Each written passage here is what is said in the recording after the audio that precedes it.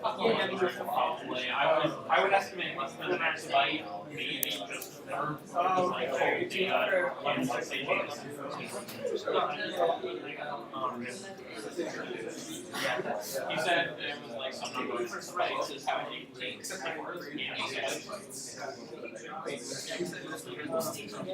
What? Yes. Right, well, it's supposed to be 3 to 7.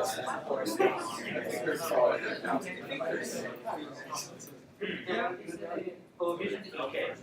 That's like I could be sold by the line. So like, let's Google that. I can't say anything about what Facebook has. Let's do a track with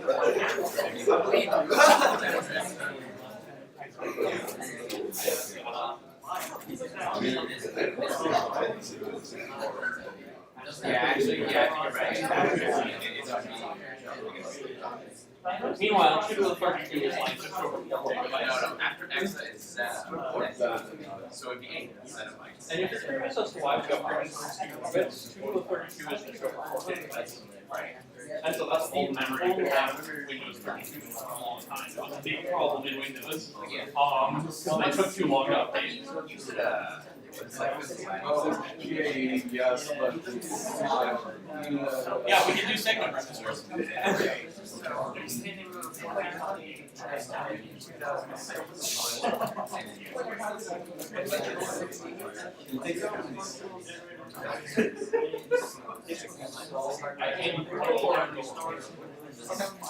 Google can't have more than a couple hundred.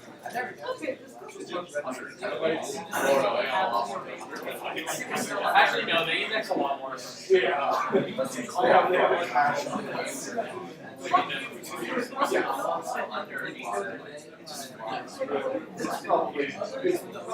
don't know about how much, but probably definitely.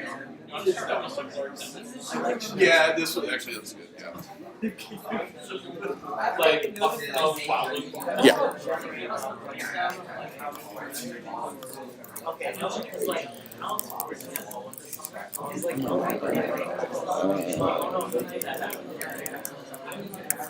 I looked at it and I was like, I'm just thinking of lists.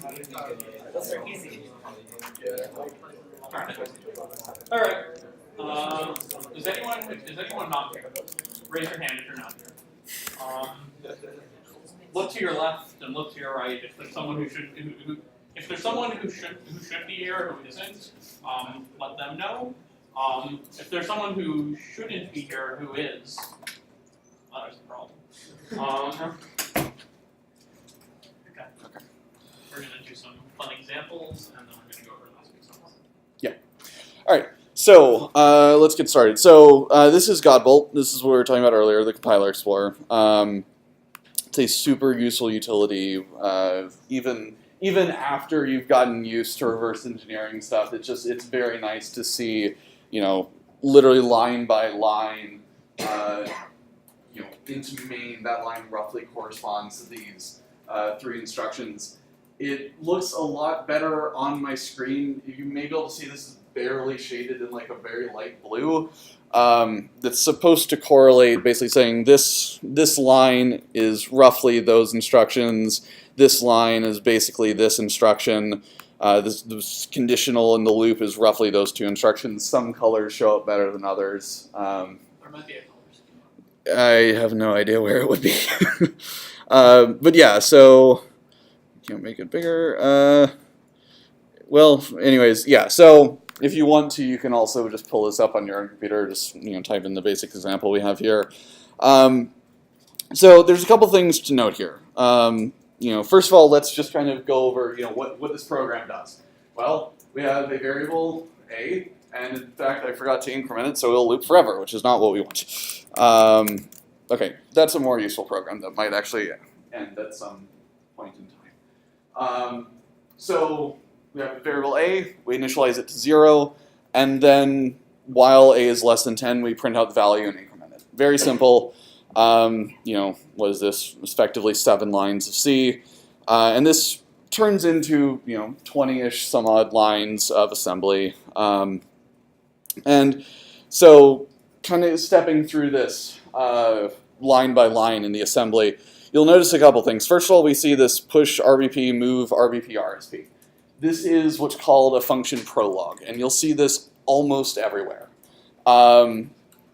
This is, with the exception of when a compiler's optimized this out, which we probably won't do in here. We probably won't do a lot of high-level optimization challenges. Everything is going to be a zero. Yeah.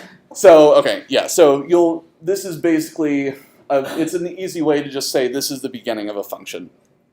And like Josh said earlier, what this is really doing is it's storing the base pointer and then setting the base pointer to be what the current stack pointer is. We're then subtracting 16 from RSP, so we're making room for some locals, like we talked about. And then we're moving 0 into this RBP minus 4. So it's not really useful, but basically what you'll see a lot is either RBP minus or RSP plus. Both are equivalent, right, in this case, because RSP doesn't change except for the very beginning and the very end implicitly of the function. Most of the time you'll see RBP minus something, but either one works. And basically what that's saying is, move the value 0 into this local, this variable, which is A. The memory at RBP minus 4 is where the variable A is stored on the stack. You'll notice in this case, minus 4, we only have one local, A, but we subtracted 16 here. This is something also to note, which is this sub is not arbitrary, but as long as it's more than what you'll use, it doesn't really matter what it is. The compiler in this case said 16 probably to just make it a little bit more on a memory boundary, make it potentially a little bit faster. The compiler tends to do a lot of things that seem weird at first like this, but then if you look at like some of the hardcore details of how this stuff works, it starts to make a bit more sense. Regardless though, we have up to 16 bytes of space to put things, and we only end up using 4.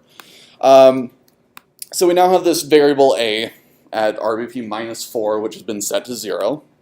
And then we have this compare statement, and it says, compare RBP minus 4, so our A variable, to 9 in this case. You'll notice not 10, actually it's 9, because instead of looping at the end of our printf and increment call, it's actually doing the loop check at the beginning, like as it's written on the left side, but as you may not expect, because it's actually doing, instead of jumping less than, or instead of running through this and then jumping potentially backwards, this is actually checking at the beginning and then jumping forwards, in addition to also having the jump back at down here.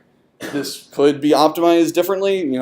Basically every single thing in C can be compiled in a number of different ways.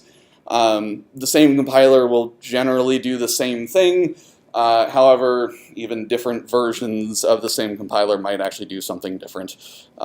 So yeah, there are many ways to make the exact same thing happen with different instructions.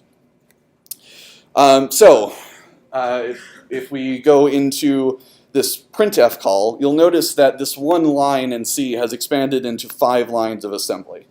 And like we talked about, this is setting up some arguments to printf.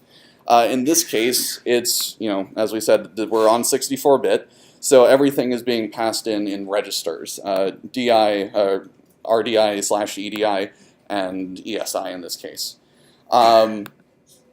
So what we're doing is we're taking the variable A, we're taking it out of memory, and just storing it into a temporary register EAX in this case. In theory, this could have actually been dropped directly into ESI. The compiler just chose to put it into EAX first.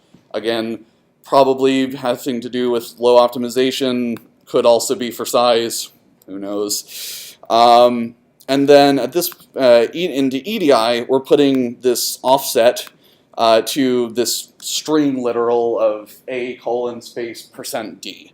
And assuming, since everybody said they were at least somewhat familiar with C, %D is the format specifier to say the argument to printf, the first argument to printf in this case is an integer. So print it out as an integer, don't try and interpret it as like a byte or like a character or something like that. Just print out the literal 0 through, 2 or 4 billion or whatever. So one thing to note here also, since we're at such a low level like this, we also need to clear out EAX here, because if we don't, when printf returns, we don't know if 0 was returned or like if basically if this was changed, because we used EAX temporarily up here.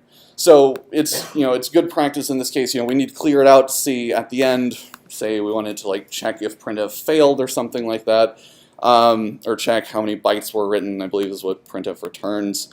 We would need to actually inspect EAX. So we zero it out here. Again, technically not necessary, but low optimizations. And then we finally do the actual call. We'll get more into what this actually does, because you'll notice there is no function printf over here. There's just a call to this function named printf, which is just somewhere out in magic space. We'll talk more about exactly how all this works probably next week. Next week? Well, the God in general. Linking. We are going to leave that until we're in exploitation. Okay, we'll talk about it when we're in poning then. But yes. yeah, the short summary is this is a function that exists provided by somebody else, and we're just calling into it, and we're going to just abstract away for now and just say the OS and the linker and the loader just magically deal with all that for us. So we call that function, and then once we've returned from printf, we add 1 to A, and then we jump backwards to this L3. L3, this like dot something colon syntax, this is what's just called a label. Again, at the assembly layer, we don't even really have, you could say main in this case is just a label. It's really what it is. Up here, it's not really even a function because it's just a sequence of instructions, but this is said, this came from a function called main, so we'll just throw the label main on there to make it more obvious. And then finally, we just move 0 into EAX. Again, the return value of a function is stored in EAX in C and most languages like this. And then we'll get, also this actually brings up a good point. Godbolt and a few other utilities have this very useful thing, which if you like hover over an instruction in this case, they'll tell you exactly like in some amount of like parsable English what this actually does, rather than just referring back to the x86 architectural manual, which is 2 volumes, each of which are over 2,000 pages. So yeah, try and stay away from that if you can, because it's very daunting. But so in this case, you can see it says the leave instruction copies the frame pointer and EBP into the stack pointer, and then it goes on, blah, blah, blah, blah. In this case, we don't really care. We then see the ret instruction, which basically then jumps back into whatever called main. Again, we aren't going to worry about what actually called main here. We're just going to say that is magically done by the linker and the loader. So, does anybody have questions about something up here? Like why one line over there translated into some line over here, what one of these instructions does, or anything like that before we move on? Okay, I'm going to assume that everybody's good with that then. So, can I ask just? Yeah, sure. What does that keyword pointer stands for? Is it just for like a comment, or? So this is a very good question. So because of legacy reasons, normally a word in a computer architecture is sort of like the fundamental unit of size. So in most other things, a word is 32 bits. In x86, it's actually 16 bits because, again, this originates from a really old architecture. So a D word stands for a double word. It is two 16-bit things put together. So it's effectively just saying we want to interpret this as as a pointer to 32 bits.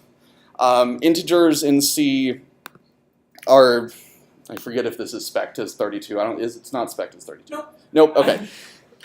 Integers are basically always 32 bits in C though. So this dword pointer is basically saying RBP minus 4 should be thought of as 32 bits. If you have a Q word, a quad word pointer, that means it's 64 bits. So if we make this like long A, I might actually need to make it, yeah, so if we make it long A, then that turns into a Q word. And you'll notice that we're now also dealing with RBP minus 8 because we need 8 bytes for the Q word. Yeah, And so... if you're thinking to yourself, man, it's really weird that they keep doubling the size. Remember, they keep doubling the register size every time they run out of memory. So, yeah, that's basically what the dword pointers means. Is it's a pointer to 32 bits rather than a pointer to 64 bits or a pointer to 16 bits. In this case, that would just be a word pointer. There are lots of words now. Okay, sure. What is int 128? Yep. Yeah. So we're ignore what we just said. This basically all you really need to know about are words, dwords, and keywords. Words you almost don't even really need to know what they mean because it's actually kind of rare that you see 16-bit operations now. Dwords and keywords are the main things right now. So yeah, good question though. Anybody else? Cool. Okay. Let's hop over to another quick example. So this is just kind of demoing some more, some other ways that things can get translated. So once again, we see the exact same function prolog. We see, in this case, we have a function factorial which takes a number in. And so you can see one of the first things this function actually does is it takes EDI, which, as we said, was the first argument passed into the function, because again, the arguments are passed in as registers, and it actually stores that onto the stack at RBP minus 20. In this case, it didn't actually need to do that, but again, if you see these kind of like redundant things, that usually means the compiler just didn't have any optimizations turned on. Compilers can do some really, really crazy stuff when you have optimizations turned on, so we're going to keep them off most of the time, but that will result in sort of overly dumb code in some cases like this, where it's like, why are you moving it into the stack and then literally never touching EDI throughout the entire function again? That doesn't really make sense, but nevertheless, that's what it does. So then, in this case, this if num equals 0, we're comparing it to 0. This all makes sense. And then if it's not 0, we jump down to L2. If it is 0, we basically fast fail out of the function with just return 0, set EAX our return value to 0, and then jump L3, which is just basically the function epilogue is what that's usually called, the pop and ret. And then this is kind of what you would expect here. We're setting up another stack variable, in this case called res. This is setting up a temporary variable I in the for loop, and then we're just kind of jumping back and forth in this for loop. After every iteration, we're multiplying EAX by itself, or not by itself. Sorry. RBP minus 4 times I. Yeah, so, okay. Again, the code, when it's on low optimizations, can actually get kind of overly verbose, which can make it a little bit hard to follow it sometimes. Yeah, so I guess to kind of keep this shorter, let's see what else was in here. I feel like there's something else in here I wanted to point out. Nope. Okay. So let's move on now to, this is not the best thing to look at, right? Especially kind of around here where you're jumping potentially over this code, and then here you're jumping down here, and then in here you're there and there and there, and just, it's very hard to follow. So this is what is generally just called linear disassembly, where you just see all of the instructions after each other. And it is useful because it's just that's what is in memory essentially. But it can be a bit hard to actually like follow and figure out at a higher level what's going on. So this is where Binary Ninja comes into play, because if I can zoom in a little bit so you can actually hopefully see it. Which one is it? Okay. Why is this not zooming in? Okay, whatever, we'll do it like that. So this is what Binary Ninja gives us for the main function out of the factorial thing that we just saw. That still looks relatively familiar because it's the exact same sequence. Notably in here, with the exception of the calls, nowhere do we have loops where we would be like potentially jumping backwards, or conditionals where we could be jumping over chunks of code. This is always just going to be executed one instruction after the other. Where it gets interesting, though, is inside this factorial function. You can see, hopefully, that Binja is giving us a graph of basically, at this point, depending on the outcome of that jump, it may go here or it might go here. And so this kind of gives you a better view of what the program is doing at a higher level. So in this case, you can see pretty quickly, if we come down this path, we hit this, and then we kind of just immediately fall through to our exit. This presumably means, this looks like something that's almost failing in some way. It's, bypassing a large part of the function. So we can assume that this is, well, it's obviously a simpler code path, but perhaps in, like a real world example, perhaps that means like parameter verification failed, or basically just something went wrong and we're trying to get out of the function quick. In this case, though, we also have the loop in here, and you can see this, whenever you see this kind of like jump backwards, that's indicative of a loop. And you'll start to get really familiar with like what, if you see a jump backwards in something like this, you'll get very familiar with kind of like what these graphs look like for higher level C representations. But in this case, we can see we come in, and if we jump, if the whatever we're testing up here is greater than something else that we're testing, we go down here and then we go to this exit. So this comparison then is presumably the compare part of a for loop, because if we succeed, we go down one path, we go down one path and go again. But if we fail it, we pretty quickly just exit out of the function, or in this case, notably, we exit out of the loop at the very least. So yeah, this is why having a interactive disassembler like Binja or R2 sort of is very useful, because it allows you to see these like higher level abstractions, these like control flow graphs, and it can still do linear disassembly if you really want to see that. If we scroll down in here, you can still see everything that you had before, but maybe it's not the most useful thing. This is where you'll spend most of your time reversing. Sometimes all reversing comes down to is, can you figure out how to get to this block instead of this block? That ends up being almost always the goal for some challenge. If you're trying to figure out how to pass a check to make sure that your password is correct.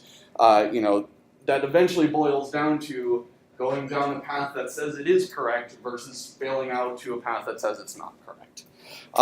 So yeah, you'll spend most of your time in a view like this.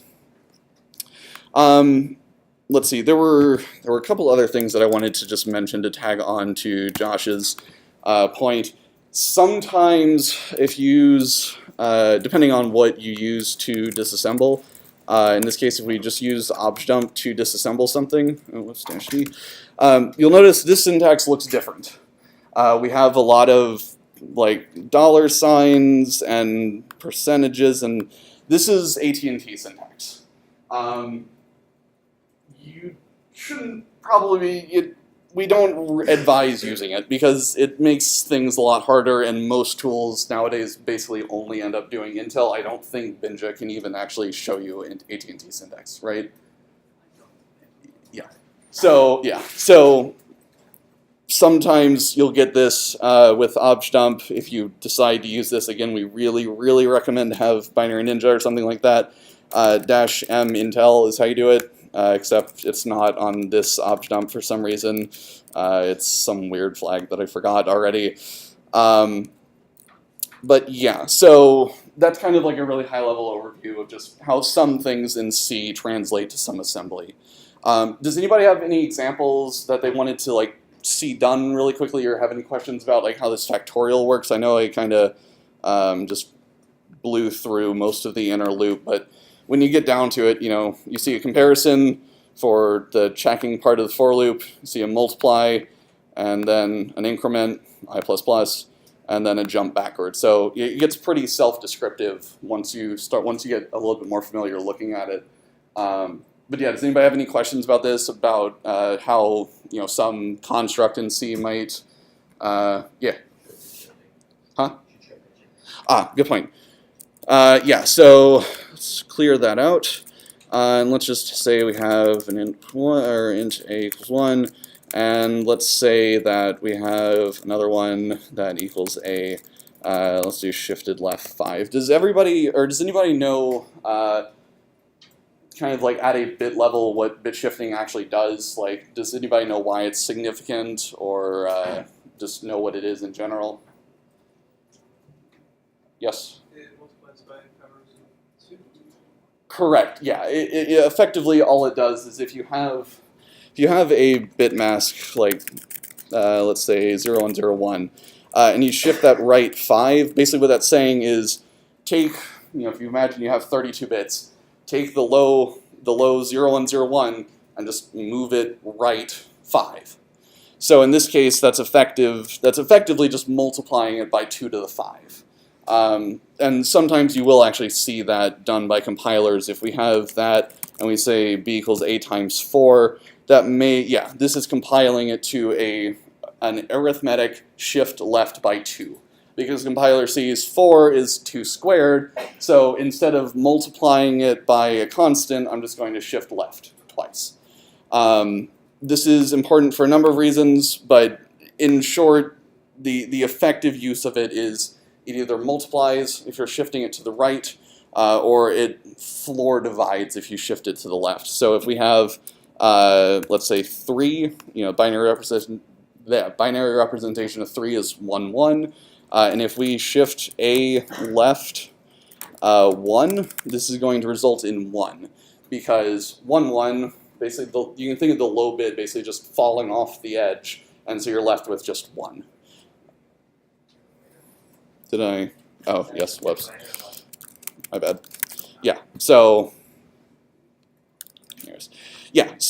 good point. Those, arithmetic shifts. You'll see that a lot as just a way for the compiler to speed up doing multiplications by 4 or things like that, which can be very common, if you're doing pointer arithmetic and it didn't put it inside of an effective address load.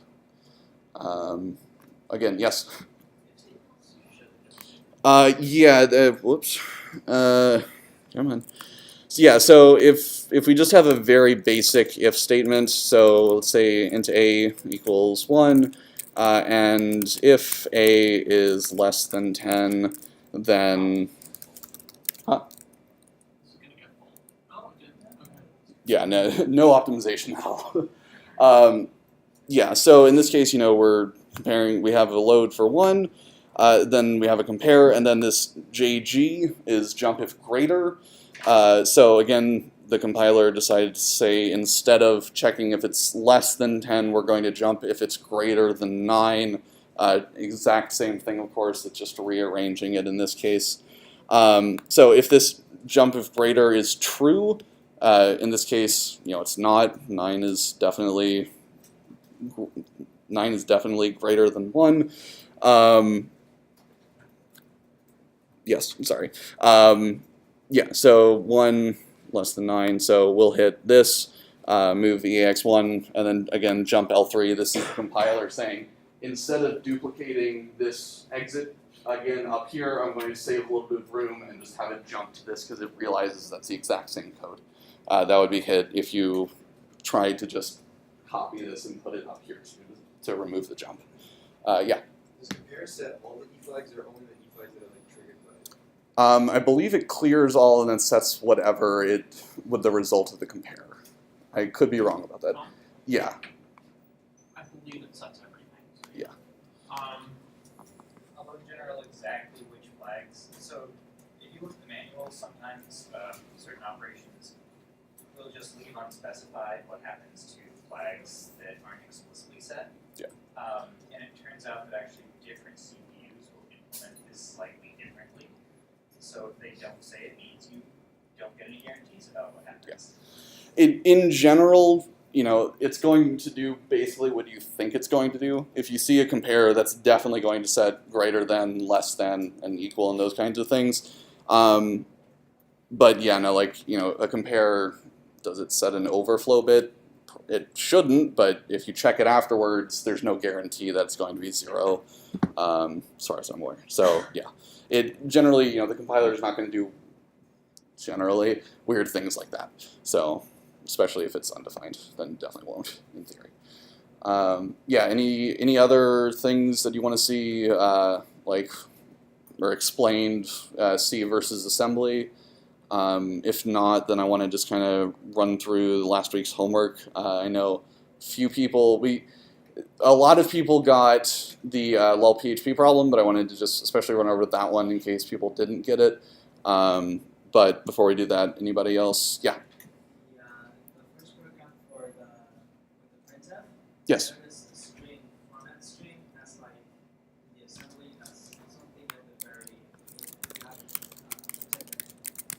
Yes.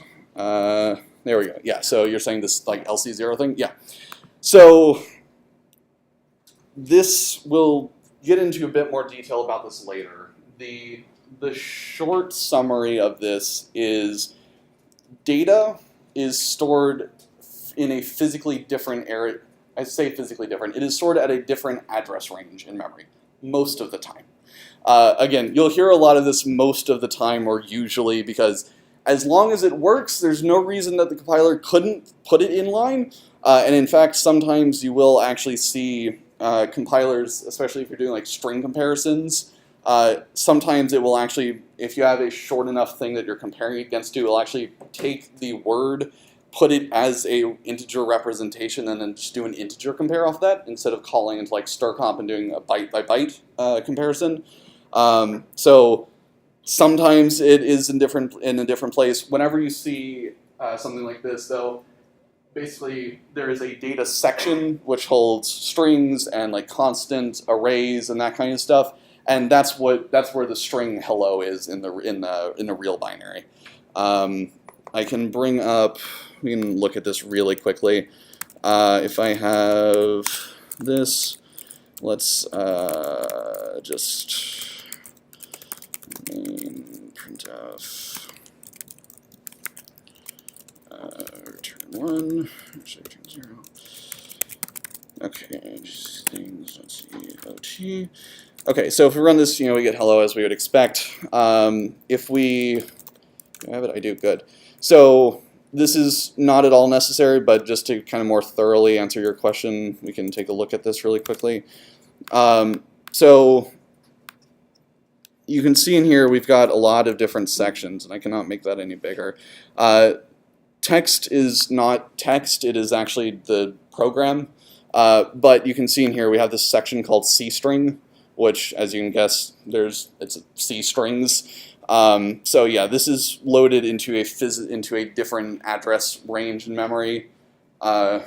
We will get into why that is the case, but for now, just know it's just a different place. The loader puts it somewhere else in memory, but it's a constant somewhere else, so the program knows where to reference. But yeah, anybody else? Cool. Okay, and again, Godbolt, you can just go mess around with it whenever. It's always like if you have a question about why something is translating into assembly one way, feel free to ask us. It's very nice if you need to get information about what an operation or what an operation does. It'll give you pretty good info about that. Yeah. Do you have anything with like array indexing? Sure. So if we have, let's initialize that to like 1, 2, 3, 4, 5, 6, 9, 10. And let's now print out just like the first thing in there. So you'll notice, oh, that's doing rip rel. Okay.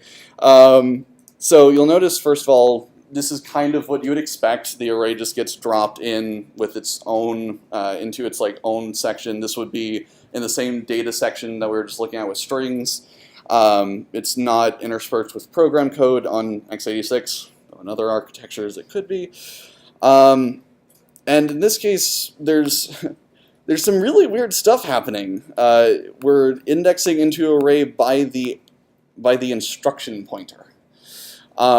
This is, how do we explain this? So compilers now, for security, and you'll see why this matters when we get into exploitation, binary exploitation. Compilers now are shifting to basically, whenever possible, make things, instead of being at a constant address, make them randomized at load time. So that the first one time when you launch a program, some function that you're trying to call might be at address 1, 2, 3, 4. The next time, it might be at 4, 5, 6, 7. And what this does is it makes it very hard to exploit some types of attacks because you don't know where the function's going to end up in memory.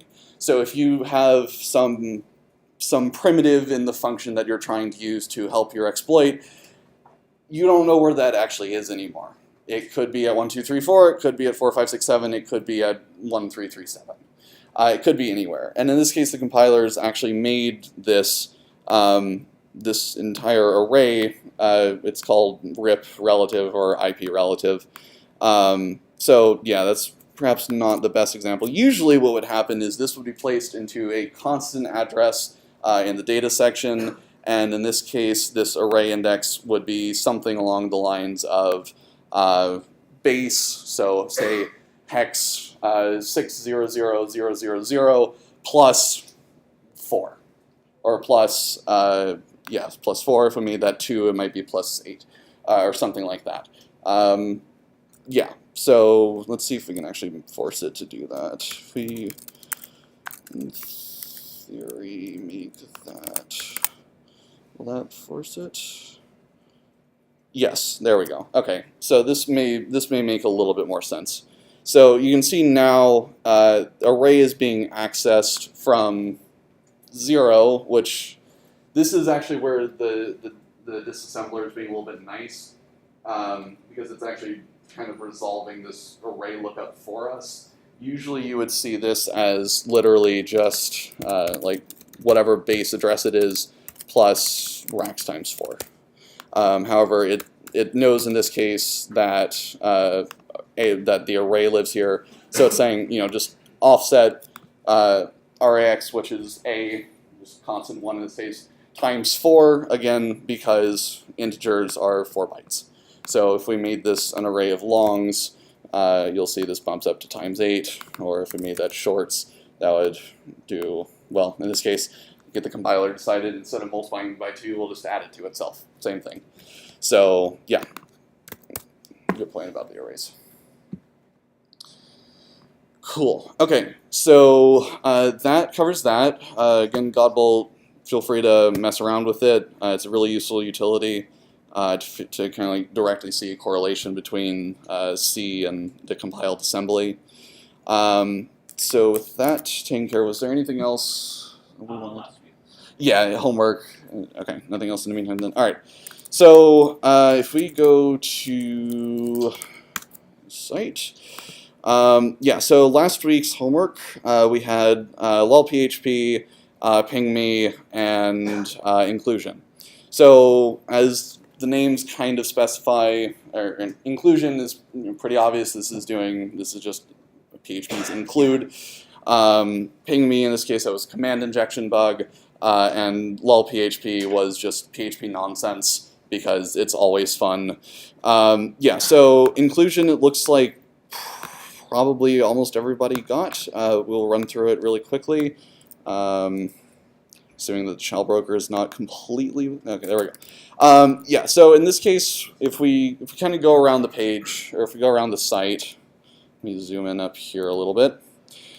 So you can see, we can move around the site with the nav bar up top, and we can see, depending on what page we go on, this page parameter is changing.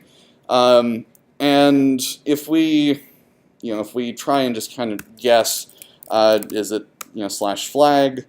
No, that gives us a 404. But if we kind of guess that these are other PHP scripts that are being included, we get this, hint/annoyance saying, hey, it's just above this in the source code at least. And sure enough, if we look at what we get back, there's nothing above this line in the HTML that is responded with. So, in the source code, well, in the PHP, somewhere there's a comment probably saying, hey, here's your flag. But because PHP is evaluated server-side before it's sent to the client, we don't get the actual code that's run. We just get the result of the code. So, did not mean to close out of that entirely. So, let's wait for this to load again. We have this page parameter, which kind of, as I mentioned in the slides last week, should kind of raise suspicion. This either means that they're doing some kind of like file read, or they're directly including source. And in this case, like I said, PHP, you can use PHP filters as streams. It includes, for whatever reason, they were like, yeah, sure, you can just open up an arbitrary URI as long as it's valid. Sure. And in this case, we're just going to base 64 encode. I believe you could have also just used ROT13 to rotate everything 13 bytes, because literally all you need to do is make it so that that opening less than $PHP is not there anymore in what's interpreted or in what's seen by PHP. So if you base 64 encode, it's going to turn it into just base 64. There's no way that you can get the prefix, the PHP prefix out of that. If you ROT13, it's also the same thing. PHP is going to turn into, somewhere like A something. But in this case, base 64 encode, always an easy go-to. And if we try and just like grab flag.php here, you'll notice that we don't get anything back. And this is because, as we saw earlier, the file that is actually being included already ends with .php, but the page parameter that we're sending doesn't. So we're going to assume in this case that PHP is just being appended to the end of the file name. So we're just going to grab flag, and then the PHP will be implicitly added by the script. You see we get this base 64 string back, and if I zoom all the way out, it would help. And if we hop over into terminal to base 64 to code this, you can see there's your PHP include is so weird. Yeah, I've still yet to hear basically any justification for why you can actually include URIs. Yeah, this does not make sense. So that's inclusion. Ping me, again, was a command injection vulnerability. Like I said in the slides, I directly mentioned if you have like networking utilities, they're a very fun, common thing because nobody's going to re-implement ping in PHP or whatever, or traceroute or anything like that. They're just going to shell out. And in this case, if we ping 8.8.8.8, Google public DNS, by the way, well, 100% packet loss, oh boy. So, NYU outbound and all that. yeah, but I thought that worked last week, which is what's weird. I don't trust the network here to remain. Yeah. So regardless, you can see we do get output of ping back. If we make this maybe something that might actually respond to one. Nope, not responding. Okay, TTL exceeded. That's fun. Regardless, so we see the output from ping. So let's start looking around, and sure enough, I actually forgot I gave you guys source. So we can open this up, and sure enough, and I can't zoom in this text editor. Great. Okay, Now you might be able to read that. Yeah, that's pretty readable. So you can see basically if we specify an IP to ping, we notice that it explicitly will not allow spaces. In this case, you know, that kind of makes sense in the meta as, you know, no actual addresses on the internet have spaces in them. It's just not a valid character. Definitely not for IPs and not in host names either. So, you know, say this is just checking to make sure it's kind of valid. And we also see this attempt to escape the string. In this case, we're just replacing a single quote with a backslash and then a single quote. One thing that a few people I think got tripped up on here is why are there 2 backslashes in this string?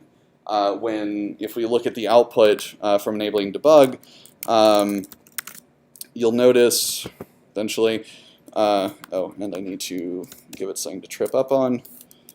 You'll notice in the output we only end up with 1 backslash, but in the source we have these 2. Can anybody give me a quick explanation as to why that is? Yeah? Yeah, sorry. Waiting to see. When you put the string literal into PHP, you need to escape it in PHP so that PHP tears the 2 backslashes into 1 and leaves. Exactly, yeah. So basically, you know, if we only had 1, that is going to look like we're trying to escape the single quote to PHP, but we don't want that. We want the literal backslash and then the single quote replaced. So that's why you only get 1 in the output, but you have 2 in here. And then you can see we literally just, you know, if debug is enabled, we print out the command, and regardless, we run the command in a shell. So the solution here was, again, you know, we discussed this during, I think it was the first week of SQL injection, where if you aren't careful and you think that just, you know, replacing this 1 character will work, well, what happens if we put another backslash before this? Now these 2 backslashes cancel each other out on the shell's side, meaning this closed quote is an actual closed quote, and this is now injectable. We can enter whatever we want after this, and you'll notice, you know, while we still do have this last trailing quote, you know, we have what should be shell injection at this point. So with that, we can just say semicolon to end the ping command. We don't care about its output. It can fail. It can succeed. We don't really care. Let's just try echoing something, and then we'll start a new comment. Again, just use the exact same bag of tricks from SQL injection. Just if you aren't happy with how something ends, just comment it out. And then write, you know, we can't do this because there's a space there. As I mentioned in the lectures, though, very useful trick to know is that IFS on most shells by default is just the space character. So you can literally just have bash or sh or whatever shell this is, just insert a space here, basically for you, without actually using any space characters yourself. I got an email, I forget from who, sorry, basically asking why do we need the brackets around IFS here. And the short explanation of that is basically if we didn't, it's kind of ambiguous. Is this saying to insert a variable called IFS ASDF? Or is this somehow supposed to just figure out what variable we're talking about by, like, you know, trying every permutation of, like, letters or what? You know, it's not exactly clear. In this case, that would be interpreted as a variable called IFS ASDF, which not a thing. So we need the curly braces around the side of the space and say this is the name of the variable. And then if we run this, we do not get any output because I forgot to code that. Yeah, so one other thing to note, what I just got caught up with, the pound sign on web browsers, this is a way to basically store data in the URL that's not sent back to the server. With a lot of the, like, pure JavaScript almost sites, especially a couple of years ago when it was first getting started, you may remember that they would have basically data just stored after that about where your current view is, so that if you reload the page, you'll end up on the same page, but the server doesn't actually care about that. So if we wanted to use a # here, we would need to URL encode it, and I do not remember what the encoding, 23, thank you. So if we do %23, you can see, well, there's our echoed asdiff. So we definitely now have some kind of injection. And if we cat /flag.txt, there we go. Feel free to nuke the box. So that's a brief rundown of PingMe. And by the way, these are, if it wasn't clear already, all of everybody's, when you connect into your challenge, the reason we ask you for your net ID is so that we can actually generate your own environment. So if you mess something up in yours, that's not going to impact the rest of the class. It will make it hard because if you mess it up on your end, you may not be able to actually, like if you remove the flag, you can't get the flag anymore, but it won't impact anybody else. So feel free to nuke the box. You could actually have rm-rf/ and nothing in theory would have broken too badly. If we get to pwning, we're going to start setting permissions and stuff. We just Yeah. assumed you wouldn't do anything too hostile to yourself. Yeah. Um, So, but yeah, in pwning, that's not a fair assumption. Yeah. So if we do accidentally delete the flag, Let us know. We how can. do we know if we did? That's a very good question. So in this case, you know, in the challenge, I say, you know, it's at /flag. So if you ran like ls/ and you didn't see flag.txt, let us know. You know, in theory, it's not possible for the container to start with that one. However, if you did nuke it, you know, let us know. We can manually regenerate the container. There's also one case where someone got a flag Oh, for yeah. the wrong challenge. We're not sure why that happened. Yeah, that's- but, Yeah, that was very bizarre. But yeah, if you have something like that where like you're sure you have a flag or you are for sure that the flag is not there, let us know. Obviously, it's possible that something has gone wrong, as something has gone wrong before, but it's only been once, so I'm really not sure what happened there. exactly once. Exactly once. Very strange. So the last one, lolphp. This was a challenge actually almost directly taken out of a CTF from 3 years ago, I think. I think it was from Plaid 3 years ago. BKB. BKP 3 years ago. And basically, you know, hash functions are supposed to be unique for each input, right? If you have SHA-1 of something and SHA-1 of something else, it's, well, was basically impossible for those to collide. A paper came out almost a year ago now from Google that said they had found a SHA-1 collision, which basically means they had two different inputs that hashed the same value, which is possibly very bad. It's still not trivial to compute. So, you know, I'll put it this way, we're sure that you weren't going to accidentally find a SHA-256 collision. That is still yet to be done by anybody. If you do, let us know. Yeah. If you do, you know, just, you know, drop by the lab as soon as you can. And but yeah, so in this case, you needed to give two different inputs that hashed to the same value, but that were loosely unequal.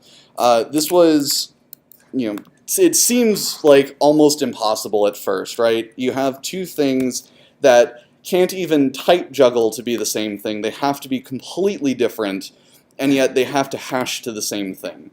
If we look at the code again, you know, we have, again, the loose comparison. So even if you had, like, 1 and 1.0, those would be loosely equal. But obviously they would hash to different things because they're both strings, but those would be loosely equal. So, you know, if this was the opposite of they need to hash differently but have the same, yes, hash differently but be loosely equal to the same thing, that's a very easy problem for PHP. Because 0e asdiff and 0e another asdiff are the same, because why not? But in this case, we're looking for things that hash to be the same but are different loosely, which is, again, seemingly impossible. Until you realize that arrays are a thing, And Brendan actually pointed this out to me. I didn't actually realize this, but the way PHP does arrays are not actually, it's not specified in the HTTP spec anywhere. However, it's the way that I know at least PHP and Ruby on Rails does it. So it's almost like a de facto standard.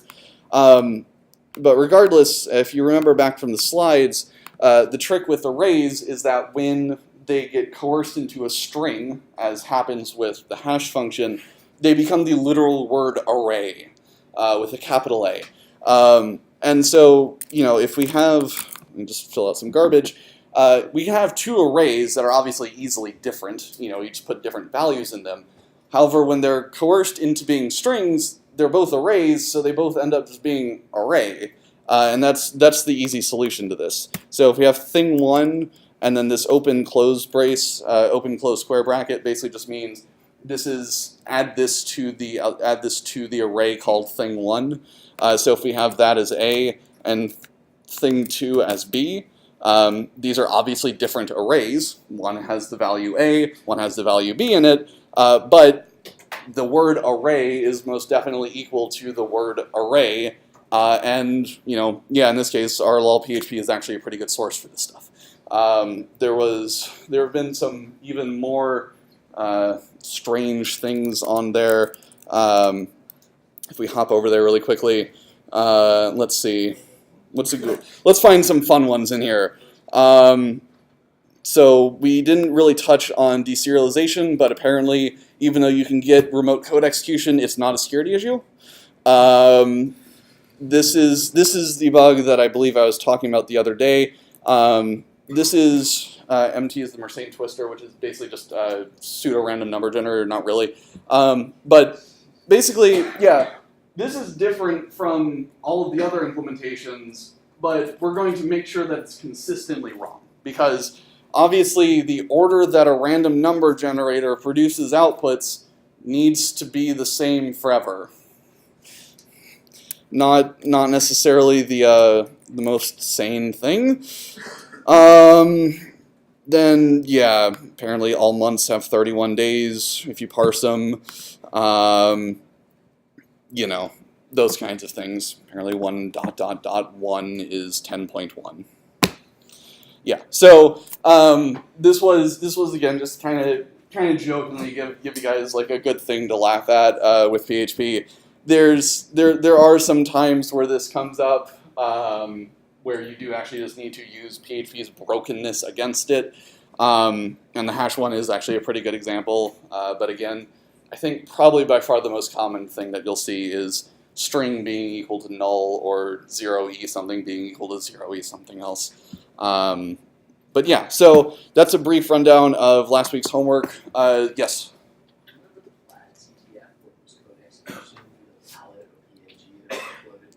Yes. Yeah. So we get most of the way through that. we did. I think we had it. We had the exact solution that was like presented afterwards and wasn't working for some reason. Yeah. So yeah. Anyways, that's last week's homework. Anybody have questions about what we just went through? Yeah. Again, just now you were able to download the source from like the actual source website. Were we able to do that during the week? Yes. Yes. This. It was up the I was there the whole time. Yeah. Yes. Oh my god! Yes. So much easier. Just as a hint, this week they are going to be there for 10 minutes. Yeah. Basically. Had a very bad time without. Did you guess the answer? Did you get the answers for once without saying that? Yes. It was very. You know what? Yeah. That's impressive. That's pretty impressive, actually. That's impressive. Yeah. Like I was sitting there for like a good hour trying different things and pinging me, saying, okay, what can I do? What can I do? What can I do? And I finally got it and figured it out. But like, the source was there the whole time. Yep. I admire that. That is pretty impressive. I would recommend like looking through the whole box that comes. Yeah. But yeah, with reverse engineering, you're definitely going to have downloads. It would be, I don't even know how you would do it without a download. And most of the time with Pwnables, you'll have downloads. Not guaranteed all the time, but most of the time, yeah. So this is what they look like, right there. But yeah, so I think that's all for this week. We're going to continue RE next week, and yeah, Have a good weekend. Oh, good point. Sometime within the next couple of hours, Josh was. 24 hours. Like within the next 24 hours. Okay, if we need to, I can help out and we can make that tonight. Yeah. So, ideally sometime I have an tonight. essay to write, Yeah. so- Yeah. So figure by midnight tonight. We'll try hard to have that out by then.